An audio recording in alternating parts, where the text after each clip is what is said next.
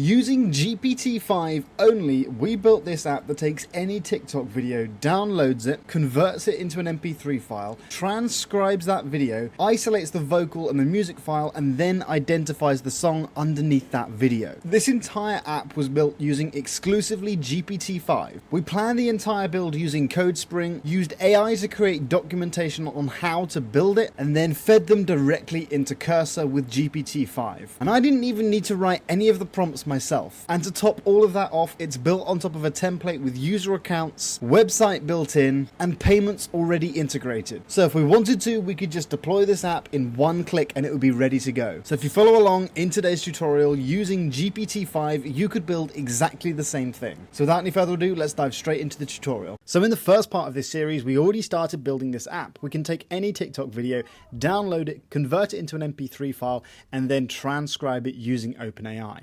Now what we need to do is go ahead and build the song identification feature on top of it. And in this tutorial, we're going to be using exclusively GPT-5 to build all of these features so we can push the limits and see just how quick and how good it is at coding apps. Now, if you want to watch this entire tutorial and see exactly how we started this from scratch, go onto our YouTube channel and watch this video here. So let's get started planning out the next feature. We're going to come into our CodeSpring account and we're going to start working on the isolate music and identify with Shazam features. You can see I've already started to plan this out. So what we want to do is take the MP3 file that we've already got. We then want to show the isolated music track and the vocal track somewhere on the front end, send the music track to Shazam, and ideally, if it identifies the song, we want to show the album art on the front end. So to get this built, all we're going to do is click on Generate Product Requirement Doc. And what this is going to do is create a detailed prompt using all of this context and its current understanding of all of our code to create a detailed prompt on how to build it. Okay, so all we need to do now is download this file, take it into our code base and paste it in this folder here. So now we have a full documentation to explain exactly how to build this feature. So in the previous part of this build,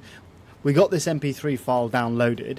Now what we need to do is isolate it and send the vocal track to Shazam to identify the song. But the really cool thing is because we've actually downloaded this requirement doc, we can just say, here's how to do it, paste that requirement doc into Cursor and just send it through, and it's going to have all the information on how we want to build that feature. So we're going to wait for this to complete. Hopefully it will build most of these features, then we can start debugging. So it looks like Cursor's gone ahead and it's built some updates to the UI.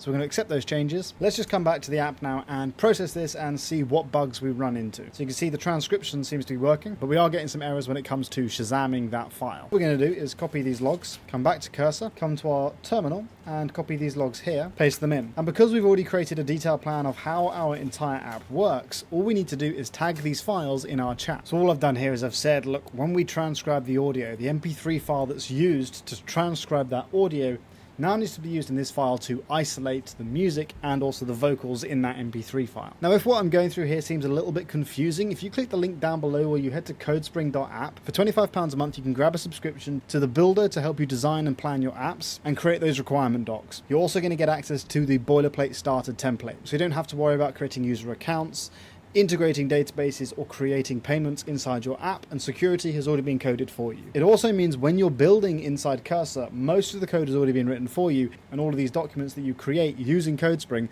are trained on this existing code base. But we also have the CodeSpring Academy, and if you watch this video here, there's a full course showing you how to build your first app entirely with AI, where I'll go into a lot more technical detail than I would on a YouTube video like this. If we come back into Cursor, you can see it's taken that context and it's fixed those bugs. So I've just accepted it, so I've just come back to the app here, and you can see it's actually created us two isolated tracks.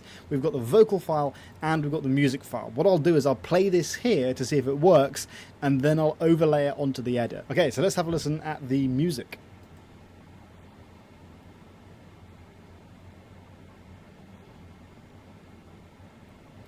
Okay, so it's done a pretty good job at isolating that music file. Obviously it sounds a little bit tinny and it sounds a little bit underwater because we're never going to get a perfect isolation. But now what we need to do is make sure that we actually can see the name of the song and the Shazam section works. So we're going to come back into the chat and we're going to say, great, we can see the isolated vocals and music. So what I'm writing out here is basically just explaining we need to take that MP3 file, which is this file here, and we need to send it to this file here.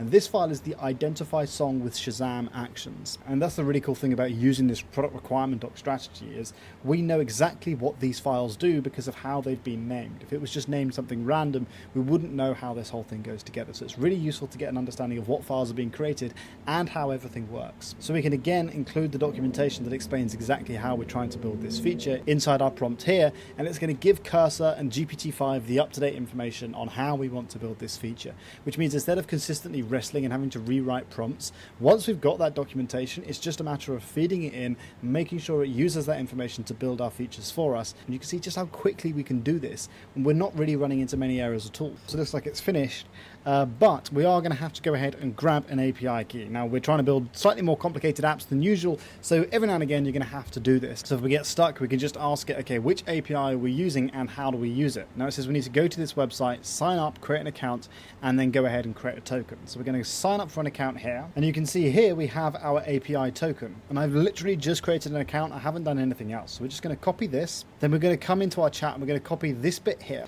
and we're going to come into our env.local file, and we're going to paste this in here, and then we're going to replace this bit with this API token here. But all you need to do is paste it in here. So let's come back into the app and let's give this one more try. We're going to send the TikTok video through.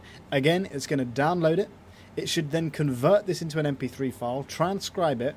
Then what it will do is isolate the vocal file from the music file. It will give us two playable MP3 files, and hopefully it's going to identify the name of the song. But unfortunately, it says the identification failed. Now there's probably two reasons for this. When I play this audio for you, you'll probably realize it's not very, very clear. Now you can see that it was actually sending that request through. It was actually trying to figure out the name of the song, but for whatever reason, this platform here just wasn't able to identify it for us. But before we go ahead and make any changes to that, let's just see if we're actually able to identify the name of the song. So we're going to grab this video here, which is literally just music in the background. We're going to paste this into our app, but weirdly you can see that the identification failed. Now when I play back this music here, it's because it's actually stripping out the lyrics from that music, and that could be a problem. So maybe what we can also do is send through two requests. The first one can be just the music that's been isolated, and the second one can be the original MP3 file to see if it can identify it from that. So we're going to try something slightly different. We're going to say, okay, let's send the isolated music MP3 file through.